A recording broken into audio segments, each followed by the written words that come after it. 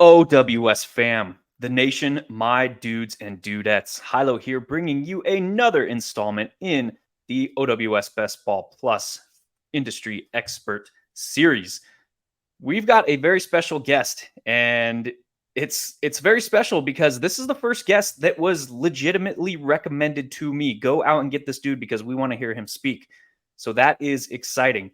Not to say any of our other guests weren't absolutely amazing, but this one feels super special because it comes from y'all. You guys were asking for this. So without further ado, we'll bring him in. You see him on, or his name on the screen. And this guy, he goes by the name of Dooley. And that is kind of what we are going to call him because everyone calls me Hilow. So why the hell not, right? Dooley, what's going on, man? Nothing, man. Yeah, that works out. Appreciate you having me on. I'm excited to chat and see what happens. Yeah, so I alluded to the fact that you kind of came recommended to us, and we do this every week. We call it the Industry Experts. It's part of our Best Ball Plus package.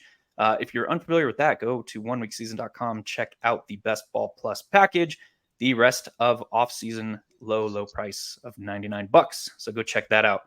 But yeah, you came recommended to us, and I started poking through your profile, and a lot of what you do in the fantasy scene right now is just pumping these threads, dude. And you are crushing the analytics behind a lot of the study that you've done is over on last year's BBM3. So tell me a little bit about kind of what your goal was, what you were looking to do, and kind of what your findings were, and where we go from here with those. Yeah, so initially when weekly winners dropped, I was like kind of like, I don't really know what I'm doing here. I'm gonna let this one go. And then I started getting more into it. And I was like, wait a minute, like nobody knows what they're doing. I haven't seen any analysis for it.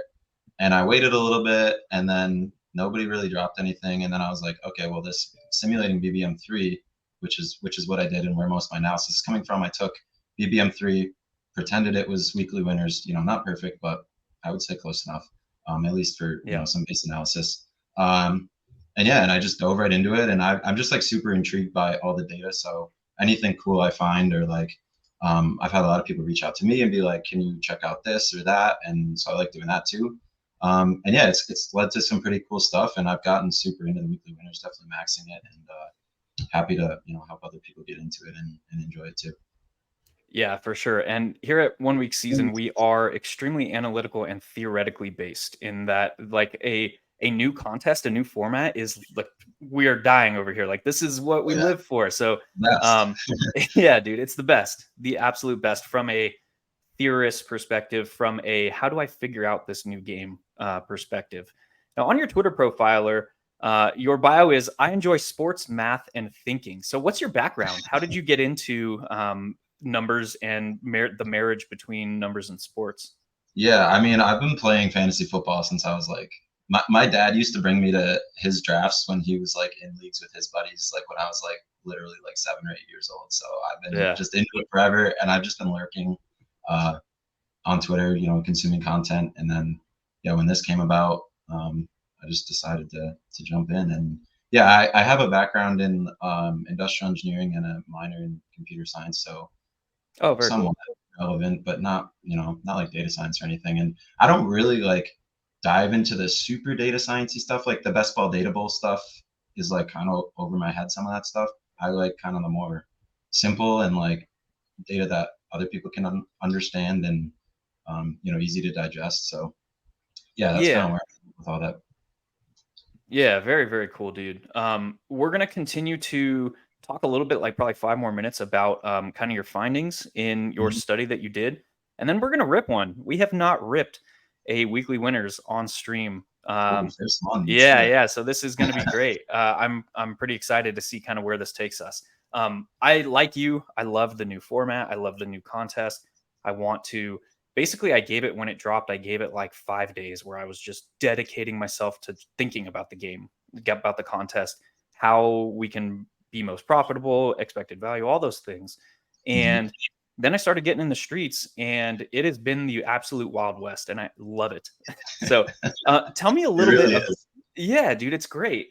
Tell me a little bit about kind of some of your big picture findings from that study and how we can relate that to best ball or to weekly winners.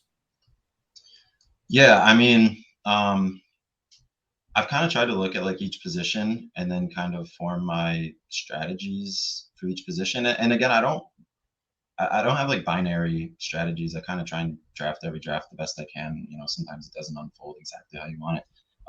For QB, I want stacks for sure. I'm my personal stance is I think the top three in the second round are too expensive. So that's kind of one of my stances is I'm fading those guys. And I kind of want to be overweight on like Lamar through Goff, I think is kind of the last guy I like that I can actually see having like legit spike weeks. And because this like an interesting stat that kind of paints the picture is I took all the QBs last year and just ranked them by like their maximum output in any given. Mm-hmm. And Lamar, Mahomes, and Josh Allen were in a row 7, 8, 9, which I thought was crazy. So you know there were 6 guys who had a higher weekly ceiling than they did. So I'm kind of leaning into that and being like these second round running backs and wide receivers are kind of too good to pass up for QB points that I can potentially beat later. You know, you don't get that like 22 point floor, but you still get that ceiling. And running backs, I'm kind of just in on running backs at all point. Besides maybe the last few rounds, I don't want to be taking guys that are like we don't really know if they're even backups or not. Wide receivers, I'm definitely prioritizing early. Tight ends, I want them, not Kelsey, but I want them early and a lot of them. I think tight ends are like, I mean, people are kind of realizing, but like they're probably mostly underdrafted. Like you probably should have a good amount of bullets at tight end because they can separate easily. Yeah, that's kind of my quick little run through of the positions of my takeaways. Yeah, some quick things that I identified is 12 out of the 17 top scoring quarterbacks last season were of the 7 quarterbacks at the top of the ADP ladder right now. So down to, depending on the contest, Justin Fields, Justin Herbert range. That stood out to me. Also, 6 of the 17 optimal tight ends on a given week last year were optimal the same week that their quarterback was. So that stuck out to me as well right off the rip, where it's like, we know we want to be prioritizing quarterbacks. And I think that's something that the field drafting weekly winners has gotten right because the ADPs in weekly winners are pushed up half a Mm-hmm. rounds or so. So I think they got that right.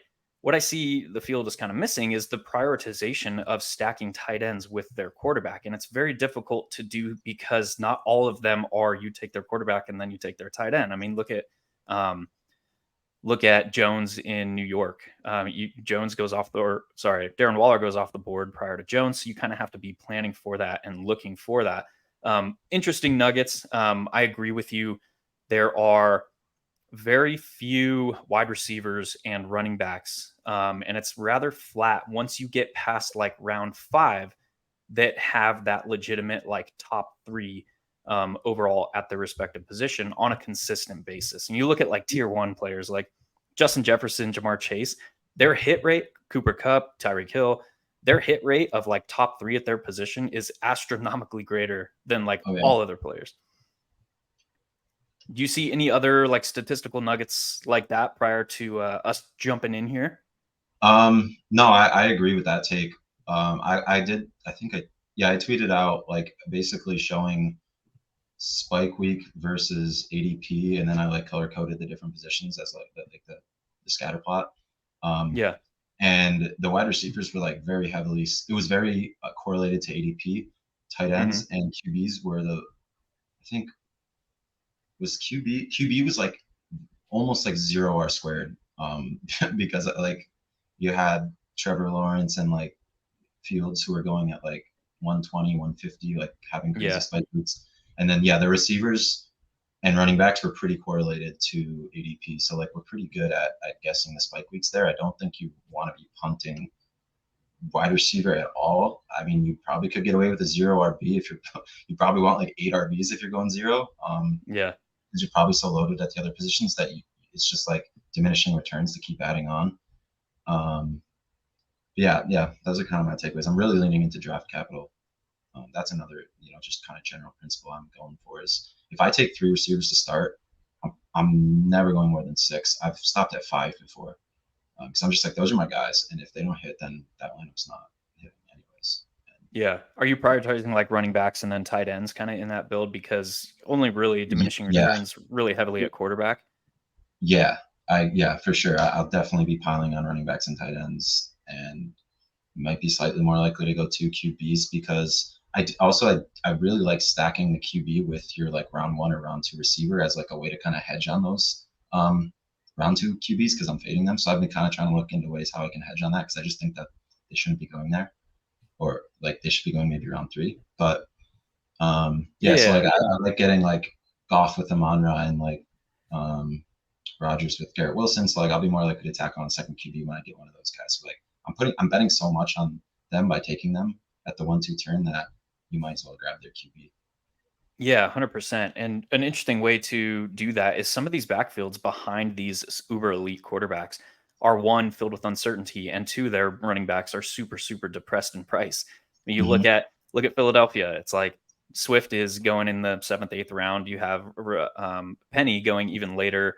Look at Buffalo, it's like the same thing. Look at Miami, it's the same thing. Look, well, I guess the quarterback isn't elite there, but yeah, I mean, look at these elite quarterbacks and it's like nobody is kind of, I shouldn't say nobody, but the backfields are extremely depressed. So that is an interesting way to double down on that leverage is if you Avenues. are, yeah, grab those guys in those backfields. Basically, you're reducing the number of variables that have to go right. Because if the Yeah. quarterback fails, how do they fail? Is that team failing? Probably not. It's those points are being scored somewhere else. Mm-hmm. Yeah, that's exactly my strategy. I'm very overexposed on Damian Harris, Rashad Penny, Dobbins, Pacheco, those kind of guys.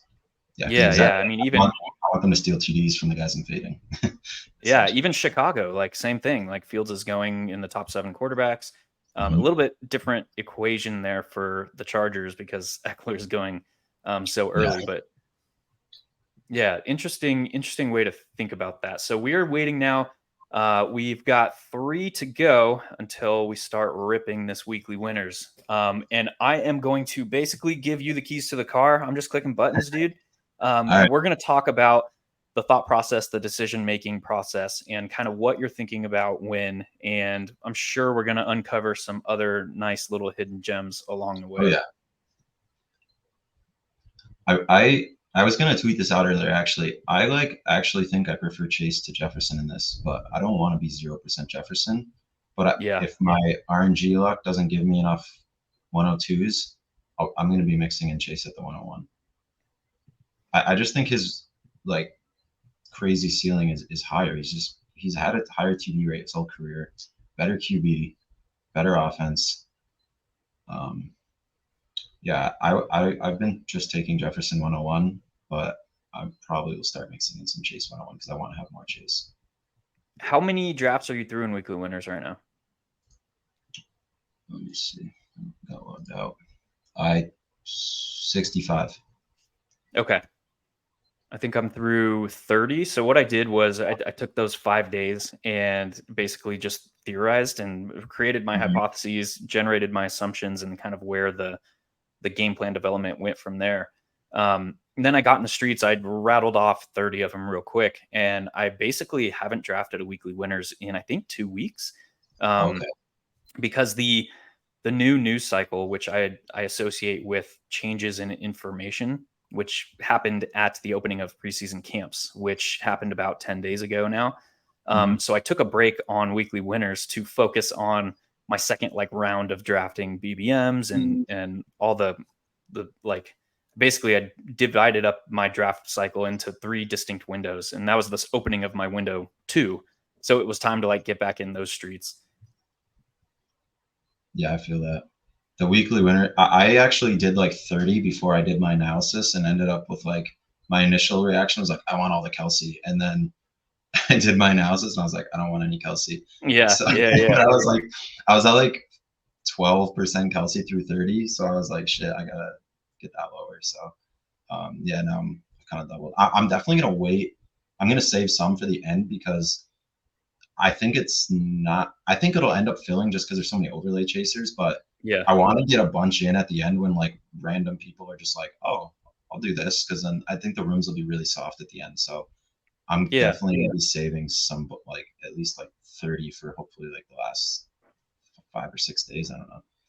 Yeah, I See how. think that's sharp. You get the casuals that are like, "Oh shit, it's football season," like right, but like the week leading up to kickoff. So I I think think that's the sharp. weekly, yeah, I think the weekly format is definitely gonna be more appealing to a casual Oh because yeah, they're like if you're just doing home leagues and then you're like looking at BBM, you're like $25. Like my home league's only $50. Like like I gotta it just seems like more of a casual thing to like want 15 and then maybe you could win like multiple weeks. Like it just seems oh man, tell me I my know. Don't Chase. say it. Don't say it. You can't throw that stream jinx I on mean here, dude. McCaffrey's the easy pick here. Yeah, you got to go there. Oh my Let's god. So you're go. saying Chase? I manifested it. Yeah, Yeah, that I'm kind of works out for well. sure. We're just not even. The standard stream is to let the clock tick down. That's a non-thinker for you. We're just clicking it. Oh yeah, easy. Um, and this actually, we click the draft board. Yep. I think that actually, yeah, that helps us get Burrow because I think you just can't take Burrow at 21 or 28 there because there's going to be so many teams with fourth round Burrow, and I just don't like that bet into fourth round Burrow teams with Yeah. going in there with essentially a worse version. I mean, I guess it's a different version, but Yeah. it's a worse version no matter how you look at it. Um, and yeah, so I like to. I don't have that many Chase Burrows because I keep trying to push it to the fourth, and it doesn't come through a lot of the time. Yeah. This will help a bit, huh? Yeah, you get a few spots less of random people trying to snipe him.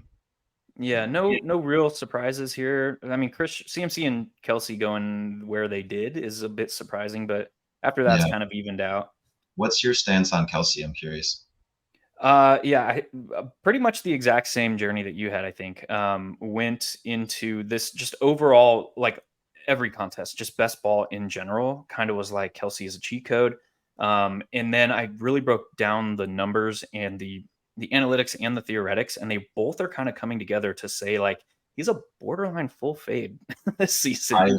I agree. I've said this a few times now, but um that Kelsey's like a floor play. Like he's good in BBM because he gets you 15 to 17 like every week. But Yeah, again, with that same thing I said before with ranking the QBs based on their highest spike week, I think Kelsey was fourth. So it's like yeah, the same premise where like that's great in BBM because he's helps you advance and you don't need to beat 261,000 people. You need to beat 15 people, and 400 people. So like that 22 point game from Kelsey's great, but in this, he can get, you could get Njoku 2 touchdowns, 25 points, and then your round one pick just got lapped by a 10th round tight end. exactly. And And yeah, that's where that like theoretical puzzle started coming together for me. It's like, what does it take to beat? And there's really four primary volume tight ends this year based on median projections. It's Travis Kelsey, it's Mark Andrews, it's TJ Hawkinson, and it's Darren Waller. Like those are your bona yeah, fide like week to week, screamed week up in, the week board. out. Yeah, Say again. Waller's gone way up the board in this format. Yeah. So I think yeah, those are your volume tight ends. It's like behind that, what does it take in a given week to best those four players, which are your volume tight ends? It is likely going to take significant yardage and a score or two touchdowns from the tight end position based on the lack of volume, based on how NFL offenses are run. And if that's the case, if it's going to take a tight end scoring two touchdowns, who also benefits from that situation? Obviously, it's their quarterback. So right. that tight end quarterback scoring, yeah, that correlation, I think is still being slept on by the field, and I've been attacking that rather heavily. Yeah, totally on board with that. Yeah, to your point, and trying to find those 2 touchdown games, I've been trying to just lean towards offenses that I think are going to score a lot of touchdowns because Yeah. that just inevitably increase. Like I have so much Knox, Ferguson, and Conklin Okay. late. I just like tack on one or sometimes two of those guys because Yeah, I I think like that. late those guys they're all on like should be good offenses and they are kind of like big red zone type dudes. So what are you Um, feeling here? You looking well, RB? I don't like taking Waddle before his ADP adjusts because he got hurt today. I would say Pollard or Henry, whoever you like. It's up to you. What are you thinking? Go Pollard. Okay.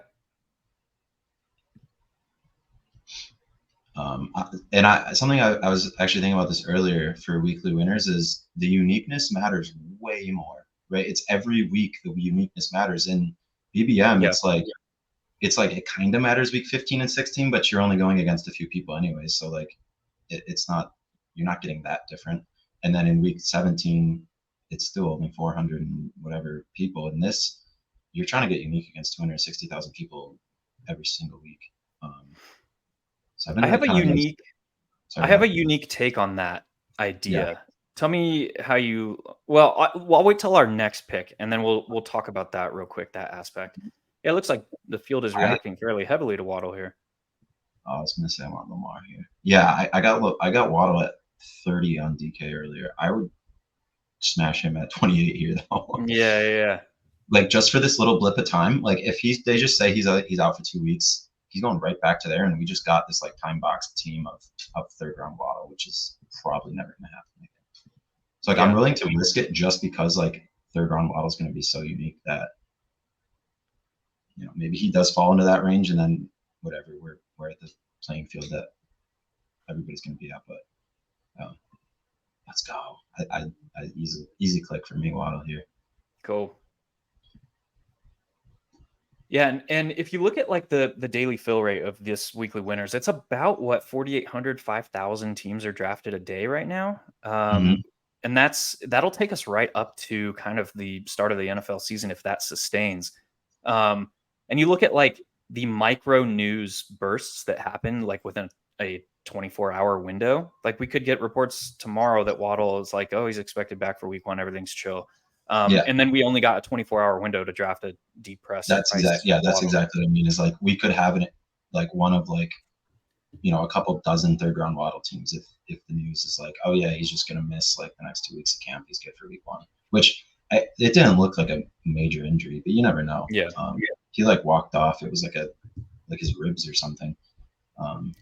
Yeah, assuming like a 5K per day fill rate, that's only 416 and some change drafts. So think about like if you have a Oh, and 24-hour window to draft a player that drops an ADP a full round in the first 3 rounds, that could be extremely valuable. There's only 416 teams that have that. yeah, and I did 2 weekly winners today, and both times Waddle got picked at ADP, so he's not even falling in every room. So that's even way less than 400 and whatever. Yeah, for sure. Yeah, no, I'm on board with that. It's just like kind of free leverage for leaning into the uncertainty. So far, we've got the one running back, Jamar Chase and Jalen Waddle. That is Powerhouse Nation right now. Let's talk I about love it so far. yeah. Let's talk about kind of my theory here. Yeah. There are 261,000 teams in this contest. Mm-hmm. But if you kind of like work from an end result and work backwards, like what is it going to take to win one of these weeks? You're almost guaranteed to need the top overall running back or wide receiver. Like that's the starting. I would even say top two, but yeah. Yeah. So if that's the case, like what is the effective field size that you're working with on a given week? It's not 261,000. It's 21,750. So like that's divided by 12, I mean. Yeah, divided by 12. So Yeah. still that's a significant field size, but it's not like I don't think we have to get absolutely like bogged down on the fact that we have to be extremely unique. One, like it's almost mathematically impossible that we're going to be duped across an entire lineup. Like that's just not going to happen. And two, say again? It's never going to happen, the same lineup. Yeah. And two, the idea of like you're going to need near optimal, I think is a bit overblown as well. You think about what optimal, like how would we be drafting this contest if we needed to get close to optimal to win? It would be like one quarterback, one tight end every single time. That's how you would draft because that is theoretical optimal. It's like my stance is we don't need theoretical optimal in this contest. Like, so I think drafting one quarterback, one tight end rosters, you're taking a 17-week contest and turning it into a 2-week contest. What are you thinking here? I was really hoping Brees fell there. That would have been a crazy. Yeah, that would have been nasty. Start. I like Hawkinson here. Yeah, I think I'm for me, pretty it's big on between. defense. Yeah, I think for me, it's between Hawk and Judy. You like Hawk here? Yeah, I think that just leaves us because going 3 receivers in the first 4 rounds and with like essentially, I mean, you might as well treat Waddle like he's a second-round pick in this case, right? So Yeah. you get kind of boxed into like not really being able to like. I mean, you can, but I don't like to just pile on receivers like I do in like BBM in this because the second you take your fourth one, you're boxing yourself out of 3 RB starting, and then your second you take your fifth one, now you're not betting against one of the first 4. And like I've been very conscious of like not betting against my high draft capital Yeah. because you're also betting against. So if you're betting against your round 2 pick, you're essentially betting against everybody else's round 2 pick too, because you're hoping that none of them make your round 2 pick not like be good, right? So it just seems like a bad bet to be betting against your like early draft capital against each other. I've got some theoretical thoughts on that. We'll just say mindset. Mhm. We'll discuss that after this pick. Yeah. Interesting. I Um, was hoping Mixon didn't fall because that would have looked so good with a Burrow. yeah, wait, Burrow, he obviously went before our other pick then, right? Yeah, he did. Damn. Yeah, a couple picks before. I don't want Chase and Mixon together. Their ceiling outcomes are uncorrelated. I would say D Hop. D Hop. There's Okay. yeah, because T Law's gone. Yeah. Yeah. I like his kind of weekly ceiling. I think I he's gonna think be kind of a spike week type of guy. yeah, I think couple things there. I think DeAndre Hopkins is probably undervalued in this format, and it's super Mhm. easy to backstack him with this quarterback. No one wants to draft Ryan Tannehill, but it's He's one very of the easy to only do. late round guys I will actually take. I think he's being so 100%. I think he's like it sounds crazy, but he might be like the 15th best quarterback. Like he's so disrespected it. I don't Yeah. think he's bad at all. The previous 2 fully healthy seasons, he had 7 rushing scores in each of those seasons. You look at 2 seasons ago in 2021, and for a while, I mean, OWS, our roots are in DFS. For a while, Mhm. we were just straight up playing Ryan Tannehill, Derrick Henry, and AJ Brown when he was a Titan because their correlation was correlated to their offense succeeding. And so Yeah. their offense, because it was so concentrated amongst those 3 players, when they were succeeding, they were all hitting, and it was glorious. It was Oh, absolutely that, yeah. glorious. Yeah, I like him. I don't really think they're trying to win. They're not unless it goes real south. They're not going to play Levis or Malik Willis. Yeah. That move to go out and get Nuke, a Oh bona yeah. fide like alpha, that signaled to me that they are not rolling over. Like this is all in, and it makes sense with their coaching regime. I mean, they're Hmm. not going to be one to kind of roll over. Um, what's to his ADP? 72. Yeah, just start him. Um, might have to. Where's the Tyreek drafter before us or after us? Oh, right. Yeah, I was just He's looking gonna be that. right before us here. So Yeah, if I only like to push it around the turn if there's like somebody if I think there's like kind of an end of a tier. Like if the the opportunity cost of the risk of pushing around turn just like not really worth it. It's like I don't really care who I get, then yeah. I'll sometimes just take them. Um, I do prioritize Tua if I get Waddle or Hill though. I think they're just so highly correlated to their ceiling Oh yeah, games.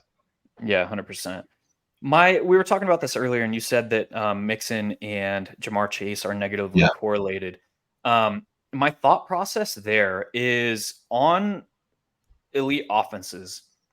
I don't mind pairing multiple, and I think running back plus wide receiver, especially a pass catching running back, but it can be another one. Like just brought up the example of Derrick Henry in Tennessee. I Hmm. think it can be done smartly if you are like going all in because that bet, a quarterback, running back, wide receiver, or another pass catcher on an offense, that bet is saying they're involved in a massive shootout and massive points are scored. What I think the hangup is there is like you look at last year's game logs for we'll utilize the Bengals as our example. It's like Mixon never hit when his wide receivers were hitting. It's like, does that mean that it can't happen or that if they are scoring like and they had very few like bona fide back and forth shootout type games. It was like they Mhm. were either dominating or it was kind of like this game environment where Lou Anarumo was doing enough to kind of keep them in it. And Yeah. that's, I think, why they saw more like it was either or Mixon or Chase or Mixon or, I mean, T didn't have an extremely high hit rate for spike weeks, but that's kind of my thoughts is like, I'm not placing too much stock into last season's data when it's like there is so much nuance into identifying, sifting through information when it's like we just have a sample of 17 games. What are you Mhm. thinking here? Now's the Um, Tua. I do like Damian Pierce, but I guess it's not like it's basically like the way I would look at it is like, are you fine just getting Montgomery instead of Damian Pierce for having no risk at losing to a like I guess yeah I Yeah, guess I would just take Tua here. yeah, I think I would agree with that. And it goes into the like obviously stacking is important pretty much in any format, but it's I think Yeah, at a heightened importance in this format. very. I keep saying I'm going to tweet. Everybody asks me about my stacking stuff, and I haven't given out exact numbers because I want to tweet a thread. But it's like overwhelming to me that you want to stack, and then I also analyzed like I just I only I did it kind of stupid. I just like extracted only the top 50 lineups, so like I'd have to run like 11 hours of code again to Yeah, get yeah, all. But so I with the top 50, I basically looked at I would go Montgomery here. Let me see if this guy's the otherwise, I don't really like Javante. I honestly might. Yeah, I would Montgomery just would be my DMO. pick. Just Okay. honestly, just structurally, like we're just pretty locked into like Chase and Waddle. So I mean Hopkins is like probably a near lock if this lineup wins. But like I'm willing to add a little bit more receivers, but um, not a ton more. Oh yeah, what I was gonna say is I looked at so like I took the lineups 11 through 50, and I looked at that stacking data, and then I Okay. took lineups 1 through 10, and I looked at that stacking data and kind of used like 11 through 50 as a baseline to see like what did the like how was what was the difference in stacking, and Yeah. every single possible kind of stack was higher in the top 10 than the top 11 through 50. So it's like it was like table stakes just to get to the top 50 to stack, and then you like really like the teams that got there but didn't stack got weeded out in lineups 11 through 50, which you want you want the top prize. It falls off pretty quick. You get 10th and you're winning like Yeah. a couple $100 versus 20 grand. Yeah. um, so yeah, that's my take on it, with what I looked at. How Yeah. but there Even is overstacking. Well, we were just talking about it. I like stacking, but I am price conscious of it. I want to try and look into that though. Because your point, like I see what you're saying, but I don't know. I've been pretty price conscious with the stacks. If I get like Chase, I'm Xing out Higgins, I'm Xing out Mixon. I'll take Boyd or Irv because they're cheap. But yeah. yeah, and part of the off-season study that I did was looking at the Millie Maker, which is a contest of a similar size on a weekly Okay. basis on DraftKings. Sorry, say again. Yeah. The DraftKings Millie Maker. Yeah, yeah. Okay. Obviously, apples to oranges. It's not best ball format. We're not snake. We're not confined to ADP. It's salary. But I think the information that was gleaned from looking at the optimal roster for a given week and comparing that to um, the winning roster of the Millie Maker, which is a contest of similar size, if you want to look at it that way. Mhm. Um, and that's where I made a lot of my kind of sweeping assumptions that led to kind of this game plan development. And what I found was the primary like DFS stack you think about is just a quarterback with a pass catcher and one bring back, like a correlated bring back. That hit rate was extremely low as far as optimal and the winning lineup. What was a lot more common were things like 22% of the optimal lineups were quarterback, running back, pass catcher. And I think I'd have to go look at the numbers, but I think half of those were no bring back, which was interesting. Um, Yeah, I actually got pretty low bring back data too, but again, nobody was trying to do random bring yeah, backs in them, so I don't know what to think of it. Yeah, and it's even harder to do when you're parsing BBM data where it's you're kind of building for an entire season and you're looking at it through the lens of a weekly lens. Mhm. But yeah, some interesting things came, and it's cool. Like we're talking because we're kind of getting the the data from both of those kind of formats that I think have some applicability here. That was rough Yeah, seeing Richardson go there. yeah. I like Pacheco a lot for kind of what we said before, like where I like Yeah. to leverage on the other high picks, which kind of just like stepping on their backs. If Pacheco does well, you're just Okay. yeah, I would be going Pacheco here. Yeah, Just this is the I range gotta I'm just windmilling in running backs like every draft in this range. If I okay. took receivers, I yeah, had to I had to take the time that time to I felt like it would be doing a disservice if I didn't scroll the F down in the famous words of the Badge Bros. yeah. I had to check John. it out, but yeah, I like Pacheco there for the kind of leverage that we talked about. Mhm. Um, Pacheco is interesting too because he kind of leverages two picks in the top two rounds in this format oh in yeah, Patrick Mahomes and Kelsey. yep. And there's another guy on the screen that leverages three, who I also very much like. Yeah, I'm not even gonna scroll over there, dude. We're gonna look at this. Don't even look. But yeah, this is the range where I've just been hammering running backs. Like I think these guys have legit spike week potential. I don't want to be like relying on the later guys who are kind of just a dude and like backups and Yeah. um, I think one caveat to that, and I think that's your legitimate like handcuff type backfield. So like the Chargers mhm. with Joshua Kelly, where you don't have like I the really don't fidelity know of who it knowing. is. Yeah, yeah. Yeah, So we don't have that fidelity, but I'm okay accepting some of that risk because the situation is so valuable. So he made it. Interesting. he's there. So you're thinking right here. Bang. Yep. Beautiful. Same page. Yeah, that leverage is off the chart. In BBM, in snapshot contests, in whatever, in weekly Mhm. winners, whatever you're I drafting. just like him in general too. If he can stay Yeah. healthy, I mean, if you know he's playing 17 games, where do you rank him? Like I mean, he's probably. I mean, it fourth or is fifth tough. round pick? I would say. Probably, it would probably be like Swift and Penny back to back, like fifth, sixth round. I think is where like median would put him. Yeah, The uncertainty with that situation has like dropped Swift seventh to eighth round and Penny like ninth, 10th in most formats. It's like yeah. that's leverage in the bank. And you don't have to like take this ones and zeros stand. You don't have to be binary, like, oh, I'm a Rashad Penny truther. It's like you can mix and match both of them. You can take I them like both both on of the them. same lineup. Mhm. Um, So you're not freaking out here that we only have three quarterbacks through 9 rounds. three I mean, three three receivers. wide receivers. No, Yeah, because yeah. we're spending so much on those. Like this might be like a hyperbole, but I actually kind of do draft like this. My first two picks, well, I'm considering Waddle like our second pick essentially.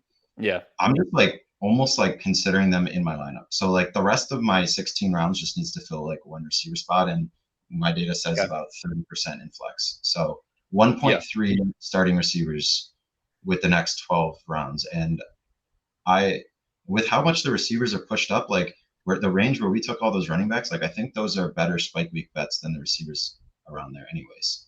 So Okay. I want to be leaning into like draft pockets and tiers as it is, and then just the fact that we have two elite receivers that like I think the most plus CV way to play this is play it for Chase and Waddle week. If this lineup hits and it's not a Chase or Waddle week, then like you got lucky. Like you didn't, you know, that's how I'm Yeah. looking at it. I want to be like optimizing for a clear path or paths. I think there also can be plus CV to open up another path for yourself, like by taking Tannehill, right?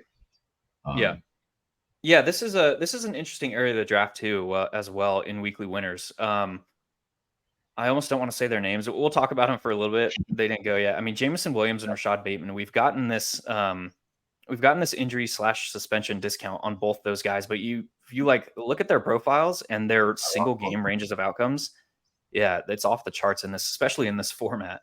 yeah, And then you also have say that again. I'm big on both of those guys. Yeah, I like them. Yeah. And then you also have Daniel Jones, who has that like borderline. We'll just say he has rushing upside within his range of outcomes because I don't Yeah, want to piss people off. Like, yeah, we can talk about his passing. We can talk about whether or not that's going to improve. The dude can run, and there he plays for an offense that has an offensive coordinator slash head coach that are borderline. No, we'll say full blown like masterminds at designing an Yeah, offense. I agree. Yeah, so I'm all about that as well. This is dragging on, dude. I just want to see. Wow, we're 6 pick away. We're gonna do this again. Those three options, I think, at the top are, and there goes Jones. Yep, and they're just lighting on fire now. Yeah. Mm-hmm. That's an interesting one too. Dalton Kincaid. I think Mm-hmm. I would more or less almost say Dalton Kincaid must be paired with Josh Allen. What is your how are you seeing that situation? Um, I wouldn't say must be, but I'm with you on prioritizing the tight end stacks. Um, yeah, I've definitely I don't have much Josh Allen, and I've definitely that Yeah. must be a Lamar guy. He has see like I'm probably going another running back here, and Okay. then it doesn't force you into taking like bad ones late, and I'd probably go. Oh, I like A Chain actually, right? The stack with the stack, he should be the pass catching guy. Hmm. That fits your bill too. Yeah, I like that. You like that, I'm guessing, yeah.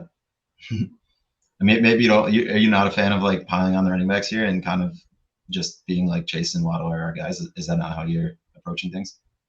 I am basically approaching this contest and really any other contest just through a I like to say there's three like defining pillars. There's three primary styles of learning just in human beings. It's like analytical, theoretical, and conceptual. So I kind of ported those ideas into that's really how we should be seeing these contests. There's the analytics, Mhm. there's the data that we have. There's the theoretics because these contests are so new and we need to project what is likely to happen.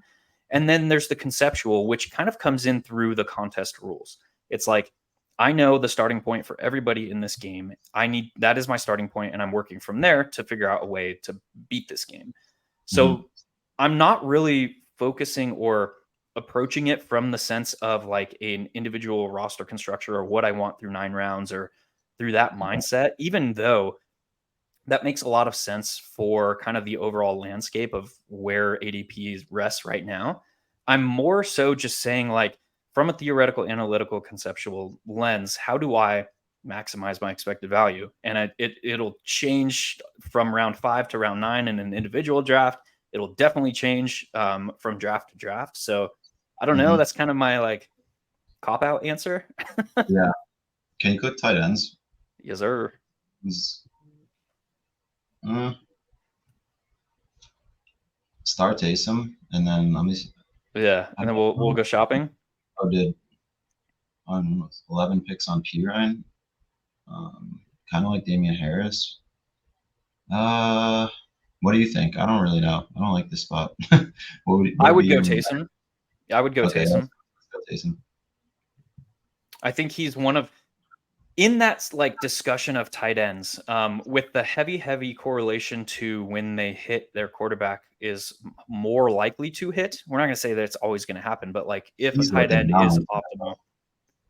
Sorry, say that Would again. you say Taysom's like an anomaly to that though? Because he's like running them, he's throwing them, Yeah, he's not like there's two tight ends that I think are an exception to that. It's Taysom Hill and it's George Kittle, and Taysom's the cheaper of the two. gotcha. I Yeah, agree so with that. that's kind of how I've been approaching that situation. I think Taysom is kind of this like demi cheat code in this format. Hmm. I mean, Yeah. he's priced way up towards last year, but yeah, last year, like all my data said he was essentially like one of the best. No, he wasn't the best pick you could have made, but he was one of the best picks Yeah. of last year. So how are you Um, feeling right now with having just Tua? I mean, I'm fine. I guess like who we could have gotten Cousins, but I Yeah. don't know where he. I think he almost fell to us. He was a few picks away. Yeah. I'm okay with just Tua. I would. I mean, I with like the way our team's falling right now. I think Tannehill's like going to be an easy click in like round Yeah. 17. Yeah. Kind of already anticipating that. Yep. But no, I'm totally fine with just Tua for now. I mean, I've done just solo Tua lineups. Not like that's what I went in there being like, this is my Tua lineup. It's just kind of Yeah. the way things break. I like analyze every pick as if like I have no plan, right? I want to like make the best pick I can make every time I'm up. Yep. Yeah, I think you have to kind of adopt that mindset of it's Yeah, like hyper flexible drafting. yeah. You're basically trying to solve like a how many variables you think are in the equation, but 6, 7, 8 variable equation. You're trying to maximize it in 30 seconds and make the Yeah. best pick. Because Yeah, right, there's like exactly. ADP, there's correlation, there's roster construction, there's like I don't know, you could name a couple other variables, but they all kind of come together, and you're kind of just trying to, you know, what inputs give me the best pick of an output. That's Yeah, kind of how I do it. if you think about the interactability of all these individual picks, it's effectively solving like an 8 by 8 Rubik's cube, like in 30 seconds. It's like Yeah. that's our Oh, yeah. challenge here. Yeah. Like Yeah. we're trying to solve this borderline infinite potential outcome game, this combinatorial game that has borderline infinite potential outcomes, Yeah. and a game tree that is borderline infinite, and everybody is starting at the same spot, or I guess you could say one of 12 spots per your draft pick, Mhm. and you're trying to do that consecutively for 18 rounds or 20 rounds in this format, and solve this like gigantic Rubik's cube. Like it's hard to do. It's really hard. So what's your I think I do like Jalen Warren a lot, and then probably be done at RB. Okay. I think I'd take Jalen Warren here. Okay. I've been clicking this name a whole hell of a lot. Yeah, actually, I'm with. I'll go. We'll go Marvin Mims. Go Marvin Mims. I like that. Okay. I like him a lot because I kind of do. I don't mind Algier or Foreman. Kind of like it's kind Yeah. of like the trade off. Like I don't care that much between those three. So, and I do like Marvin Mims. He's gonna end up in the range that we're looking at up top. Yeah. Yeah. Yeah. I think so too. Yeah. Again, my strategy, I really don't want to be relying on these late running backs. Like I want to be done. I like some of the late like X receivers. Like I have a lot of Slayton in this. I have a lot of like Claypool, Devontae Yeah. Parker. Like those guys aren't like breakout profiles, but they're like kind of like long TD guys, like red zone guys.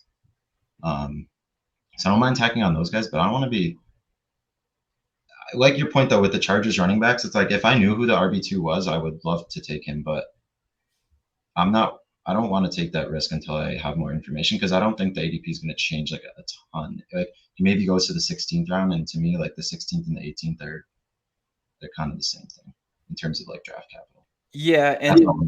it has to do with the timeline too, because we're not probably going to find out that information until after the final preseason game in a That lot of is these situations. So they honestly they don't have enough time to move that much in ADP. yeah, but you also don't have enough time to jam them in there if you want more Yeah. exposure. So it kind of goes True. both ways. Yeah, so I'm playing the kind of exploitative, leaning into that variance mindset, Mhm. Okay. and I'm okay taking them as like RB6s, RB7s sometimes in weekly Mhm. winners where you have those additional 2 spots. All right, we got Foreman. I like Foreman? Foreman here. You think? Okay. I mean, I probably No, I really like Foreman, I'm and it tapping Mostert with A Chain. Probably not. probably not. No, Yeah, they're more or uh, less competing. Yeah, because dude, like those three like receivers on the board, I would like literally in a vacuum probably rather like Slayton or like Parker or yep.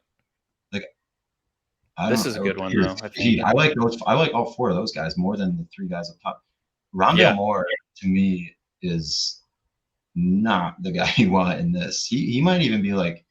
I mean, I just saw reports out today that Rondale's like probably the slot guy, and it's Michael Wilson and Marquise Brown in two wide receiver sets, which is yeah. I think that makes the most sense. I mean, just Wilson fun. is the only bona fide like X type body I, control positioning type wide receiver that they have. So he's gonna be in the 15th round in a few days. I bet. I would not be yeah, surprised. I agree with that. I kind of didn't believe it because I was just like, who is this guy? I didn't even like hear of him before the draft. But now he's Yeah. just lighting up camp, and then he's like their only receiver over 6 feet. Mm-hmm. With you there. See, like these guys, I'll take some of these guys stacked. Like, are you into any of the like 3 Dolphins receivers that are competing for like the third spot? See, to me, it's kind of Yeah, the same I thing with think. Chargers. It's like I don't know who it is. If I knew who it was, I'd take them. Yeah, I think I'm not like I'm not trying out here trying to make like player takes. I'm just trying to think through Yeah, what is the likeliest either. scenario. Um, and I think it's probably Cedric. I mean, they paid him what 10 mil over 2 seasons, and he's entering the second. And as long as he makes the team, he's probably going to see some time on the field. And he had like the floppest of all flop seasons last season with like Yeah, that contract. But he's getting paid like he's there to be a wide receiver too, and he's the wide receiver 3. So yeah. I don't know. I'm not on Chosen. He's like I didn't realize he was like over 30. He was Dude, he's terrible an at ain't it. cheese dirt. He's also like a similar archetype as Waddle and Hill. Like he's a downfield guy, and those guys are both very good downfield. I don't. I could see them using Barrios or Cedric Wilson more than Yeah, Chosen. so too is Cedric though. Cedric is more Is of he a downfield? yeah, he's Okay. more of a downfield threat, perimeter type I guy. mean, I think I of those 3, I probably have the most Barrios. I think his skills. They don't have a tight end like Durham Smythe Yeah, is not like an NFL tight end, so I he could can see block. Barrios. Yeah, he's got 2 legs and he can catch a little bit. But Yeah. yeah, I mean, I don't. I think Barrios almost fits that offense the most, but I have no idea really. Yeah, I think it's just a matter of like understanding who the coach is. And it's like Mike McDaniel is a guy who he's just looking to create mismatches. I mean, Yeah, it was he famously like called the same exact play 7 plays in a row last season. This is a guy who gives 0 Fs. Like Brady just stopped he's me. he just was going out there and he's like, "Yeah, football, man, let's go play. Let's Yeah, just go do this football thing." you want So yeah, I click think like click to the if I'm in players. his position, like how am I trying to maximize? It's like I'm probably running a shit ton of 21. I'm probably running like Durham, you're in there for a 6th offensive lineman. You go block. Yeah. I'm gonna create these off tackle runs, seal the edge for me. Um. Yeah, we have. I go Shaheed here. You Justin like Ross. Shahid? He is egregious. What is that? Yeah, I He, know, right? he might It's not it's even make the team. it's hopium. It is. Yeah, I I like mean, I hope Rashid. the dude does well because like sad story. I mean, kind of like he almost like couldn't even play football anymore and stuff. But Yeah. I mean, I don't like. Are you in on Justin Ross? I feel like it's tough at that ADP. I have some No. 18th round, but Yeah, I have some I was looking through my like first because when the BBM dropped, I rattled off like 50 drafts within the first 6 days oh because wow, that was the insane that was variance window. your Yeah. window. Yeah. So I just ripped them off and I was looking through I think I have like 4 shares of 18th Justin Ross. So if it happens great, that's going to be my Justin Ross exposure. It's like I'll just ride with those into the sunset. We have 4 picks left, so once you get to like 4, I try and like at least like have an idea of like positional allocation. Yeah, so we got 1 Probably quarterback, going 6 running backs. Tannehill. Is Tajay Spears still there? Per ADP, probably, yeah. Ooh, I Now you're like that. speaking my language. I like that. Actually, I really like that because one, he easily could be the third down back, and two, if Henry goes down, that's like a double whammy because he's going to be the RB, and they're just going to pass more. Yes, and that is exactly what we were attacking in 2021 with Tennessee Titans. So you like Spears here? Oh yeah. Okay. So we have 3 picks left. I would say it's Tannehill, a tight end, and probably what are we at 5 Yeah. receivers? So we'll get to 6. I think that's perfect. Tannehill, tight end, and receiver. Yeah, I think so. I think In my opinion. we've got some time on those guys. Mhm. Talking about like what you were talking about earlier, like tight ends on top offenses who could score like twice in a game. Probably Yeah, him. Probably we have. him. We don't want Juwan Johnson. Yeah, I I like 100%. I like Likely. Yep, that's a good one. Top Honestly, offense. Hunter Henry. I don't know why he's behind all those guys. Concur. I feel like he's. I would probably bet him straight up to outscore Gasecki. I think that's extremely sharp. I don't think Gesicki is going to play as much as Horrible I think last the year. field They had wants him no to. third weapon. Yeah, they had no third weapon last year, and I was looking at his stats. I think he had like 350 yards in like 13 games last year, or something like ridiculously bad.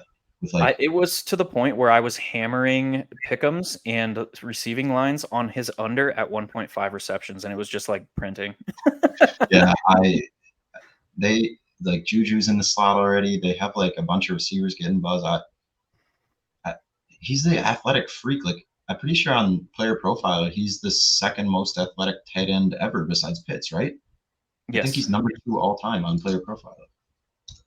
Yeah, he's Yeah, like 99 percentile across the it board. doesn't turn into anything. Yeah. And I don't really think that's going to change. And like Hunter Henry is definitely scoring more. Yeah, he's number 2 all time out of 462 tight ends. Yeah, Yeah. and I'm assuming Pitts is number 1. Yeah, yeah. I think this is a great plan to round out the room here. You like Yeah, Cedric Tillman? I think so. It's one of I those don't like I don't really take him, but I'm curious what you think. he's one of those guys that like if he were going to force his way onto the field, it's going to be in that downfield role because Okay. they have like Amari Cooper to work that X possession style type role. They have Donovan Peoples-Jones, who's kind of that downfield guy. Obviously, Elijah Moore is the unknown, and if Elijah Moore is the unknown with the amount of hype that he's gotten, I'm okay taking some sparse leverage against that. I Mhm. like Elijah Moore, and I'm drafting him this season, but like I think you can also dip into that wide receiver 4 because of that offense and what I expect them like the steps forward I expect them to take. They could blow up into a top 5 offense. Yeah, So sorry, I'm just trying to look at our pick here. Is like I feel like Tannehill is so important to us that it would be just tragic to miss him. But I think that's fine because I how think many we have QBs are left? options. How far down the QB list is he? And yeah, I don't really care between all those receivers and those tight ends. That's kind of Yeah, how it's just like, what are you getting by pushing Tannehill? You're getting Likely instead of Henry, which is like not worth it to yeah. potentially lose Tannehill to me. I'm with you there, and Especially late. I am not one to be scared of deviating from ADP primarily in the first 3 rounds and the last 3 rounds. Okay. So yeah, I don't in the first 3 rounds really. The one thing I'll do is at the 1-2 turn, I'll take like 2 guys who go early second, just to get kind of like different pairings. But I don't know. You Yeah. don't like doing that, right?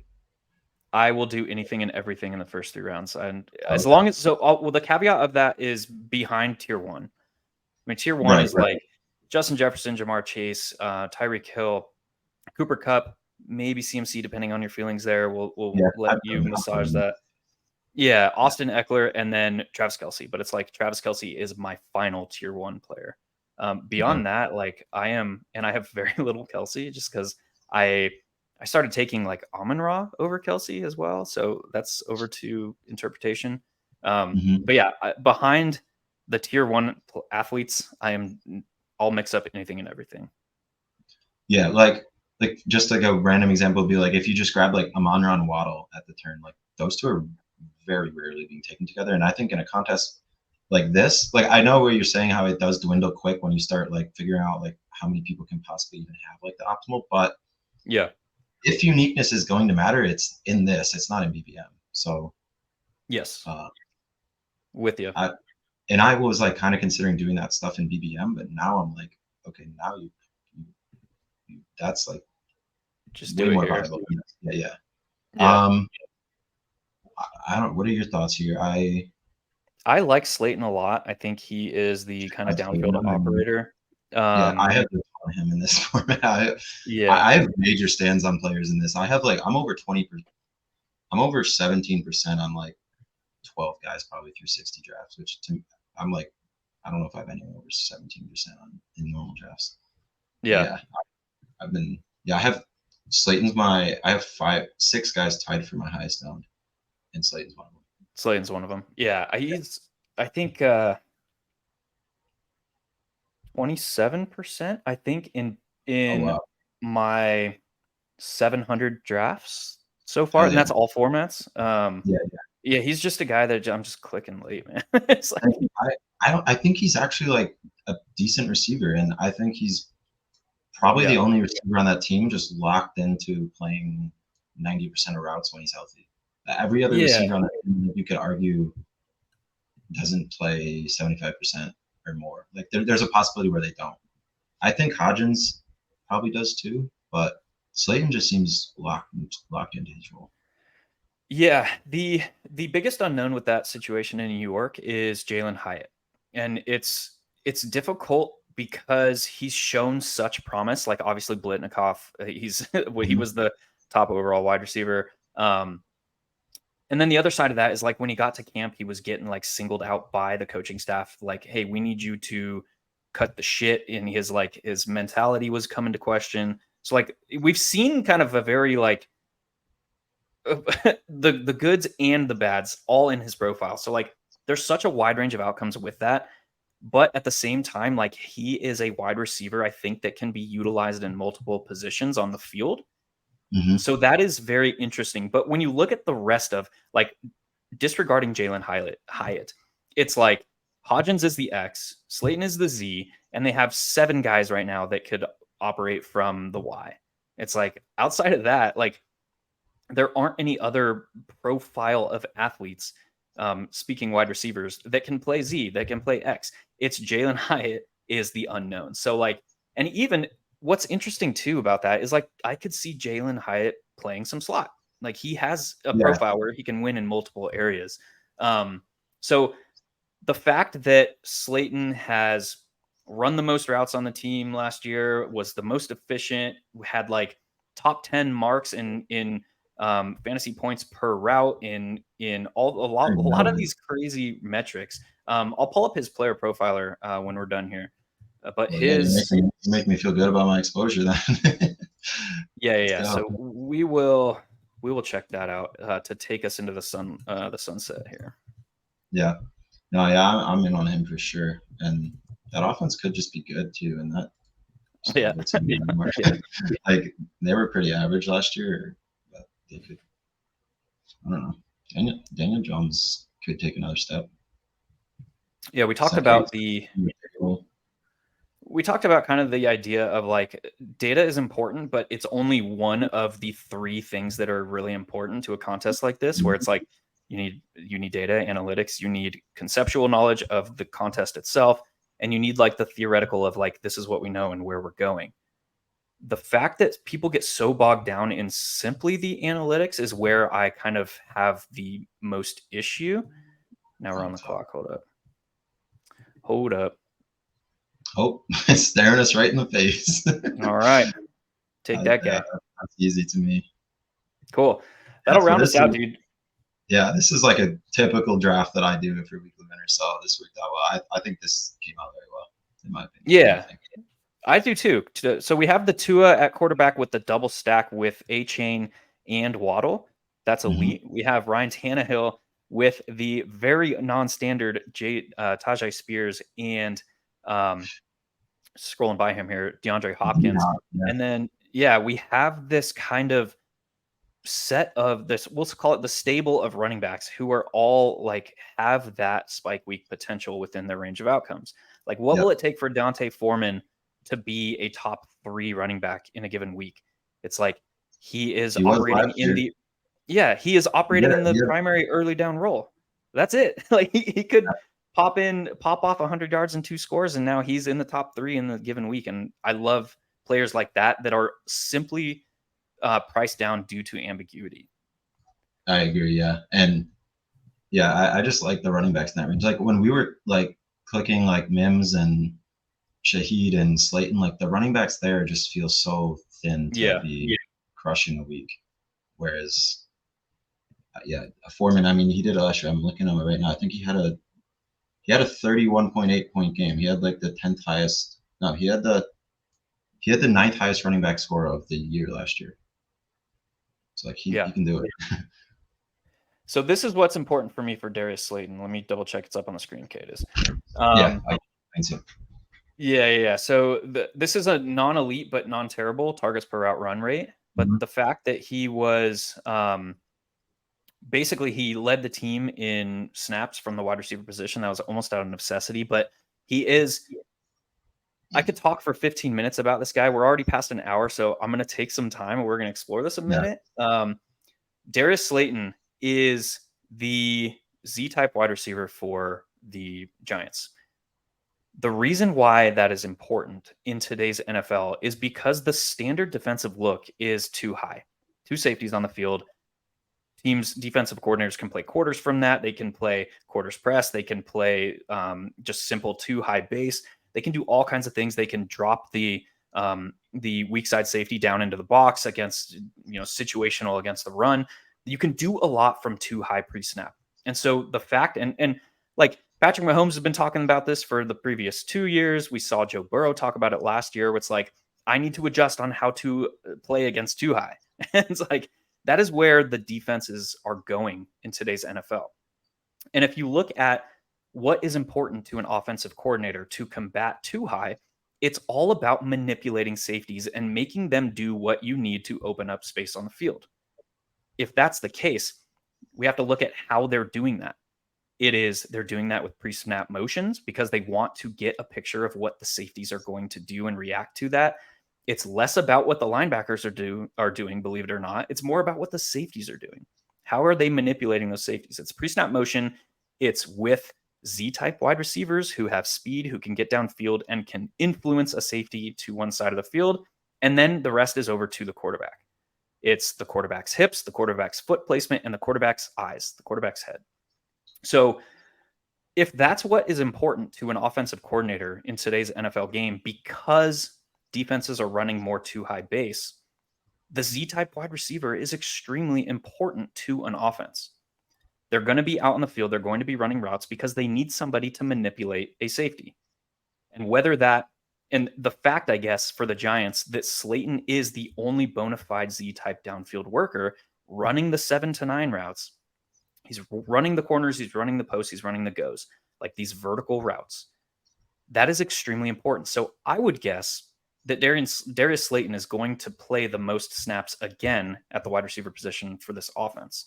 And the fact that he's on the field, you're going to have all the chaos that comes with routes that are a high per target type fantasy point routes, those 7 to 9s. We look at down here, his, where are we looking here? His yards per target, 5th.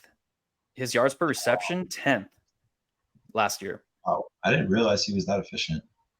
Yeah, so this is a guy that I think is going to be on the field to manipulate safeties, and he is efficient with the targets he is getting. So it kind of takes out the fact that this is okay. Like this, we kind of expect this from a Z-type wide receiver. Yeah, for sure. This is okay. Like, yeah, so that's kind of my take on Slayton, explaining my egregious 27% across all contests. I wish I was up a little bit more, but yeah, I'm all over him too. I agree. Dude, that was a lot of fun. Thank you again. This is Dooley, and talk a little bit about yourself. Tell the folks where they can find you. Tell the folks anything exciting coming up. The floor is yours, my man. Appreciate that. Yeah. Right now I'm just on Twitter. I kind of just started tweeting. Well, I had my account for like plus EV gambling, but I'm kind of done with that. So I do have a fantasy Twitter account now, Dooley Data on Twitter. I tweet out just various graphs, nuggets, threads, pieces of data related to weekly winners, mostly random football takes. I'll be having some content in season in terms of like weekly stuff on Underdog too. So you can stay tuned. Yep, there's my Twitter. You can check that out too. Yeah, that's about it. But yeah, I appreciate you having me on. This was a lot of fun. Yeah, dude. Again, he's Dooley. I'm Hilow. You know where to find me. This was OWS Best Ball Plus, part of the Best Ball Plus package. If you're not in them streets, go to oneweekseason.com, get signed up for Best Ball Plus. Rest of off season, only $99 because we are doing this 5 days a week. And we started right after the NFL draft. So we have effectively 90, 60, or 30 to 60 minute one-on-one best ball training sessions for you for the now low price of $99 because now you will get access to all those. So we are here to train you to be a better decision maker in drafts. We're not going to tell you who to draft. We're going to actually help you become a better best ball player. So with that, thanks again for joining us today, Dooley. He is Dooley. I am Hilow. We will see you in the draft lobbies, and we will see you at the